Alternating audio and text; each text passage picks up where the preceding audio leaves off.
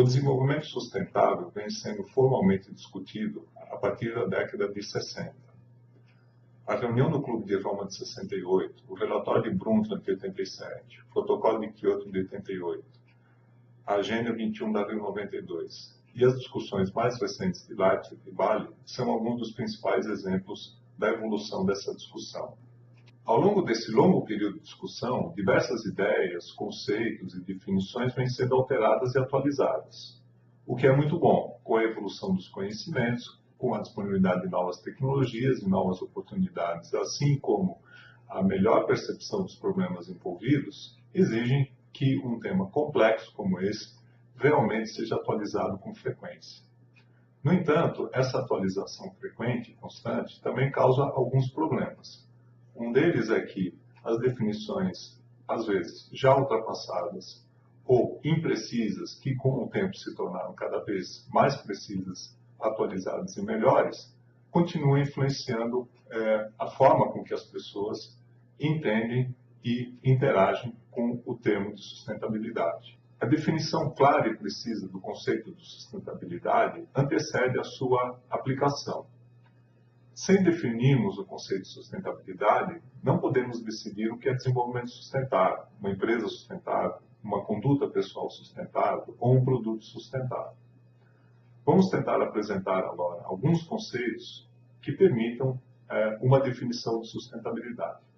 O conceito sobre o qual vamos definir desenvolvimento sustentável é aquele oferecido no relatório de Brundtland, no qual o desenvolvimento sustentável é aquele que procura satisfazer as necessidades da geração atual sem comprometer a capacidade das gerações futuras de satisfazerem as suas próprias necessidades. O problema de um conceito tão genérico é a possibilidade de sua aplicação.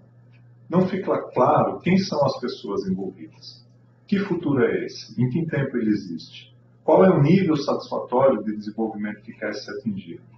E muito menos, quais são os recursos da Terra que precisam ser preservados e de que forma. Mas a definição genérica aponta claramente para um tripé, um equilíbrio entre o ambiental, o econômico e o sociopolítico. Considerando a busca do equilíbrio, a sustentabilidade nada mais é do que procurar uma distribuição justa entre esses três pilares, ambiental, econômico e sociopolítico. O equilíbrio entre o ambiental, o econômico e o sociopolítico nada mais é do que a busca de uma distribuição justa entre esses três conceitos. Tratando-se de uma distribuição justa, precisamos definir primeiramente justiça, ou a forma como que nós vamos definir o conceito de justiça na definição de sustentabilidade. Existem muitas formas de definir justiça. Nós vamos destacar apenas duas delas. A primeira é a visão utilitarista. Na visão utilitarista, as coisas, as atitudes, os processos devem servir à maioria, visando otimizar o seu bem-estar. Na maior parte das definições de sustentabilidade, a visão utilitarista predomina. Uma outra forma de definir justiça é a visão aristotélica, ou teleológica, na qual coisas, atitudes e processos têm um propósito em si, um fim ou um objetivo próprio e natural das coisas, das atitudes e dos processos. Nós vamos dar preferência à definição teleológica de justiça no conceito de sustentabilidade que vamos apresentar agora. Definimos sustentabilidade como sendo o caminho em que todas as escolhas consideram a possibilidade de contribuir para uma sociedade igualitária, a promoção de benefícios para a natureza e o respeito ao próximo. O tripé passa a ter mais um componente, que é o componente ético, representado na definição como sendo o respeito ao próximo. O componente econômico está sintetizado no termo possibilidade. Apenas aquilo que é viável pode ser feito. Os benefícios para a natureza sintetizam o componente ambiental. Independentemente de como os recursos naturais estão, eles devem ser beneficiados pelo caminho de decisões. E a sociedade igualitária, em que todos na sociedade têm as mesmas oportunidades, também dão uma dimensão real ao componente social da definição de sustentabilidade. É importante notar que esta forma de definir sustentabilidade não se aplica a objetos. Definindo sustentabilidade dessa forma, não podemos afirmar que um determinado objeto, por exemplo, uma caneta ou um lápis, é sustentável ou não. Nós temos que analisar o caminho que levou à existência da caneta ou daquele lápis, naquela forma com que ele se encontra. Se esse caminho considerou a possibilidade de contribuir para uma sociedade igualitária, a promoção de benefícios para a natureza e o respeito ao próximo, esse lápis será sustentável, independentemente da forma com que ele se apresenta fisicamente. Existe uma diferença importante entre considerar o objeto em si e o caminho de escolhas que levou à sua existência. As escolhas precisam ser repetidas toda vez que o objeto é feito novamente. Portanto, podem ser revisadas a cada vez que surge um novo objeto. Caso a sustentabilidade seja atribuída às características do objeto em si, eventualmente, escolhas melhores que poderiam ser viáveis num determinado momento passam a não ser consideradas. Pensando em escolhas, também evitamos a necessidade de pensar numa escala. Escolhas são feitas por pessoas, por famílias, por comunidades. Dentro de empresas, também são feitas dentro de uma seção, dentro da empresa como um todo, dentro do setor como um todo. A existência de um objeto, de uma norma, de uma lei, de uma conduta, envolveu escolhas em vários níveis. A análise da sustentabilidade, através do caminho de escolhas, deve e pode considerar todos esses níveis simultaneamente. Tanto as escolhas individuais, como as escolhas mais agregadas tomadas nos setores corporativos ou na sociedade organizada como um todo. Escolhas dependem de decisões. Quando fazemos uma escolha, analisamos uma série de elementos de forma conjunta, chegamos a uma decisão sobre o resultado dessa análise, que posteriormente iremos implementar. Vamos ver agora os diferentes componentes do processo de decisão, que são o corpo, a mente e o espírito. No processo decisório, o corpo é o componente da escolha ligado à ação em si, representa as necessidades, motivações e resistências do indivíduo. É a parte da escolha que interage e capta as sensações e percepções do mundo físico e do contexto coletivo em que o indivíduo está inserido. O conjunto do componente corpo pode também ser associado à dimensão física do trabalho. A mente é o componente das escolhas que interpreta as percepções do componente corpo. A mente codifica, compara, prioriza, define objetivos e traça caminhos que serão executados pelo corpo. O conjunto do componente mente pode ser associado ao conceito de atitude. A mente não atua exclusivamente com os estímulos que vêm do corpo. A interpretação da mente é uma combinação das percepções do corpo com valores relativamente fixos e estáveis no indivíduo. Esses valores são alterados pelo processo educacional de forma lenta e contínua ou abruptamente por eventos singulares, marcantes ou extremos aos quais o indivíduo foi exposto. Esses valores representam o último componente das escolhas, denominado espírito. Os indivíduos, consequentemente suas escolhas, se diferenciam em função da maneira com que utilizam os três componentes, corpo, mente e espírito, durante o processo de escolha. Evidentemente que isso pode variar dentro do mesmo indivíduo, mas certamente há em cada indivíduo uma situação predominante num determinado momento da sua vida. Vamos ver agora algumas formas em que esses três componentes podem ser combinados no processo de escolha. No padrão substituível, o processo de escolha considera quase exclusivamente o corpo.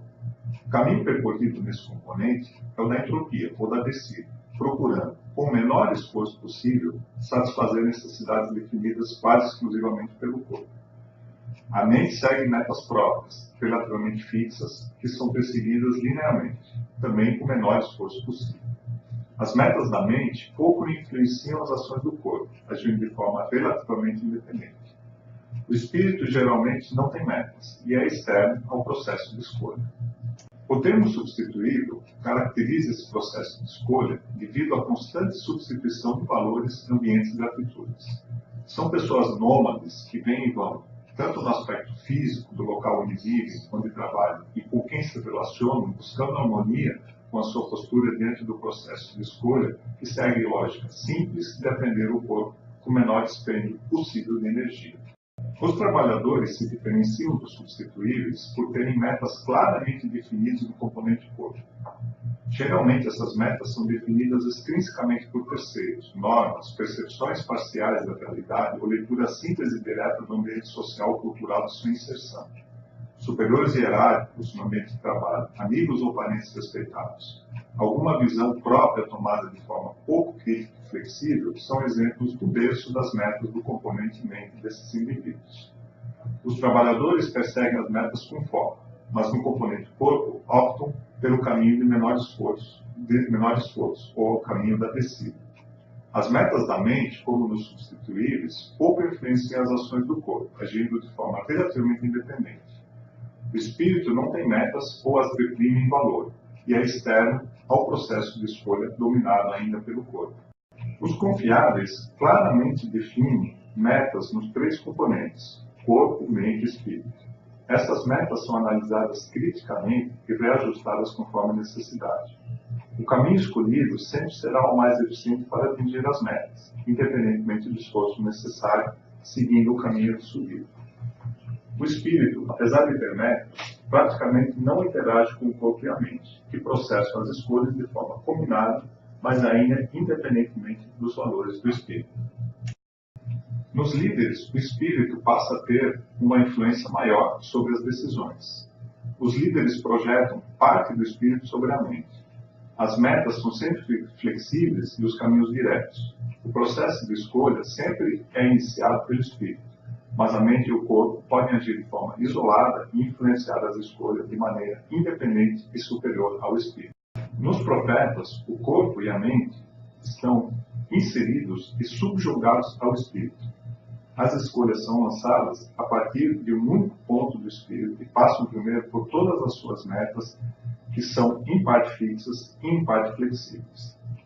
A mente processa apenas as percepções do corpo em total coerência com os valores do espírito, convergindo assim todas as ações aos valores primários do espírito.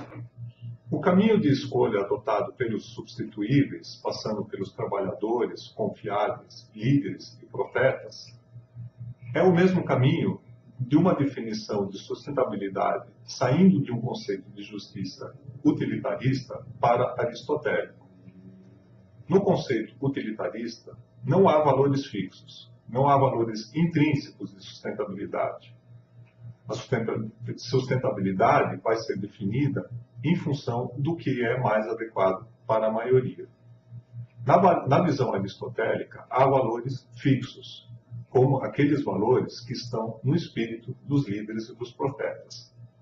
Como provavelmente não há profetas, porque é praticamente impossível que um indivíduo, uma família, uma seção, uma empresa, um setor da sociedade faça todas as escolhas de acordo com a definição que apresentamos, é possível métrica, ou seja, podemos medir de forma clara e objetiva o desvio das decisões em relação à definição. A questão da métrica é muito importante. Se for impossível medir de acordo com a definição, não há possibilidade de utilizá-la. A definição de sustentabilidade que apresentamos tem algumas características interessantes. Primeiro que ela parte de uma visão de justiça aristotélica, ou seja, os objetos, os processos, as coisas têm um valor intrínseco de sua natureza. Portanto, menos sujeitos a variações de acordo com a conveniência ou não de um determinado grupo de pessoas ou de um determinado momento histórico. Outra situação importante é que a definição da forma que apresentamos permite métrica, ou seja, ela pode ser medida exatamente de acordo com a forma que ela foi definida.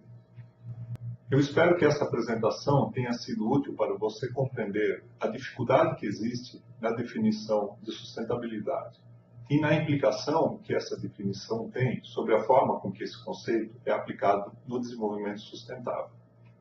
Muito obrigado por me acompanhar até esse momento.